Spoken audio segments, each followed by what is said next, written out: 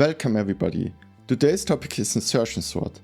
Insertion sort consists of two nested loops and usually does not involve any recursion. The outer loop moves from the left to the right, from the beginning of the list to the end of the list as indicated by the red pointer in the animation. The aim of each iteration of the outer loop is to move the element under the red pointer to the left for as long as its left neighbor is greater than the element itself. This is accomplished with the inner loop as indicated by the blue pointer. The inner loop starts from the position of the red pointer and moves to the left to the beginning of the list. Every time the element under the blue pointer is less than its left neighbor, we simply swap their positions. The secret sauce of this algorithm is that we can break out of the inner loop as soon as this is not the case for the first time. This is it already. Don't worry if you have to watch the animation a few times to really internalize the concepts. Thank you for watching and see you next time.